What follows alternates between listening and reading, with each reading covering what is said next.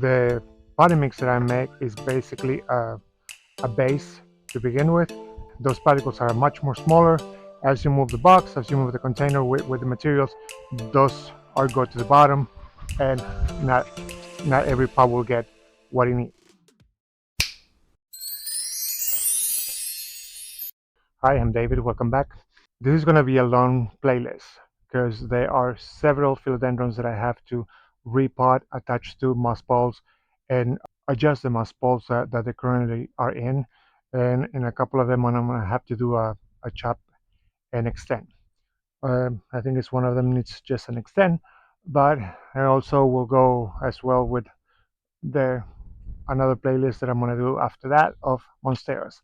But let's start with today's philodendron. I forgot to mention a couple of the ones that I did today. Again, uno más ball just on my chunky mix are Tortums, Morning Glory.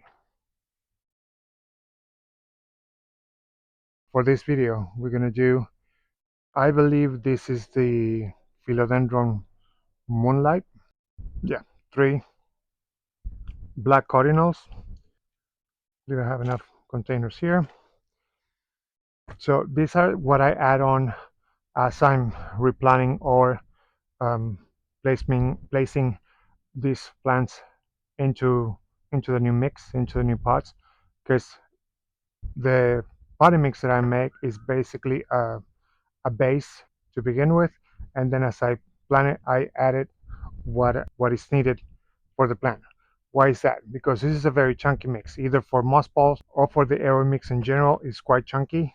So if I put anything as small as a slow release fertilizer or mycorrhizae, earthworm castings, or diatomaceous earth, is very, those particles are much more smaller. As you move the box, as you move the container with the materials, those are go to the bottom, and not every pot will get what it needs. Let's start with the easier one, which is the Moonlight. Let me bring the mix to the top so you can see.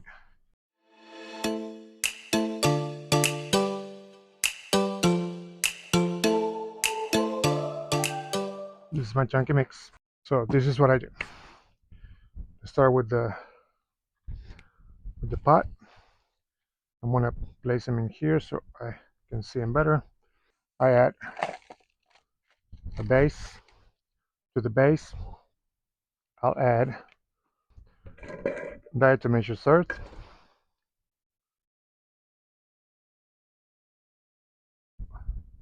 or DE, pinch of mycorrhizae,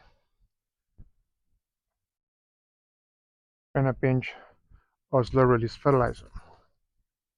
Now to guarantee this, I have my mix here of cinnamon powder, again sulfur powder, and rooting powder.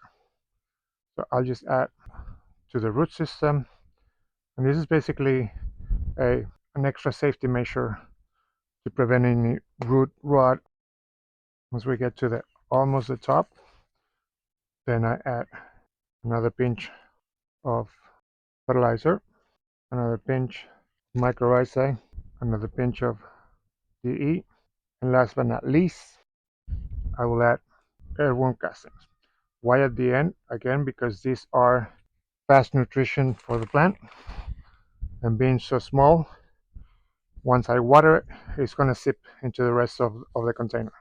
I'll finish adding up, and you can just bring it up almost to the top, because after a couple of waterings, this mix is going to get a little more compacted, and adjust to the root system, and it will go down on the pot.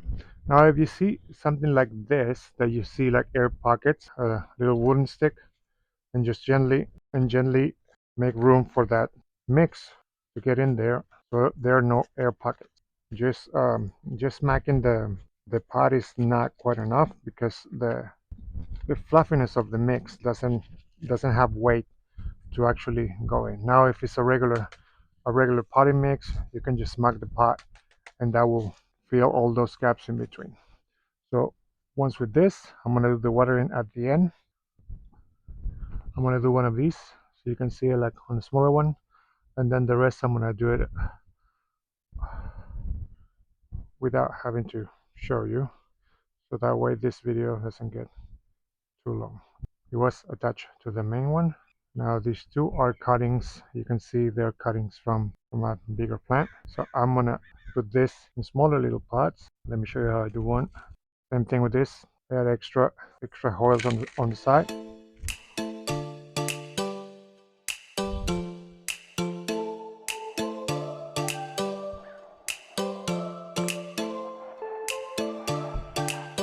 And then in future videos there will be obviously updates on the plants, on tours that I'll do. I did the first tour a couple of months ago, but I plan to do another tour right after the summer to see when I prepare the plants, the ones that are going to go inside, because I learned which ones are not for the outside here.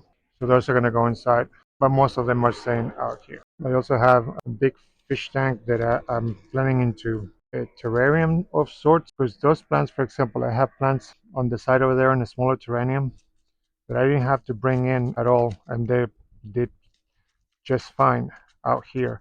The ones that are more delicate for the temperature, mind you that the temperatures here don't go below 45.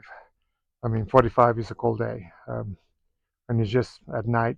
It's not as other places around the country. But I'm gonna see if I can do something with that big fish tank there, right there, so I don't have to bring many or any plants inside. Not because I don't like them inside, it's just because I don't have enough light inside. I just have a couple of growing lights, prop boxes that have heat mat and grow lights, and not really grow lights, like just lights on them. All right, so we have the first cardinal there. Let me do the other pops, and then we're gonna do the watering, and that'll be it for this video. All right, so here they are. I finished them all, and in the back of them I have the chocolate empress mother plant, and you can see it there. So this is all for this video. Please subscribe and ring a notification. Let me know if there's anything that you like me to address on my collection. Drop a like, means the world to me. Comment and share. Thank you again. Talk to you soon.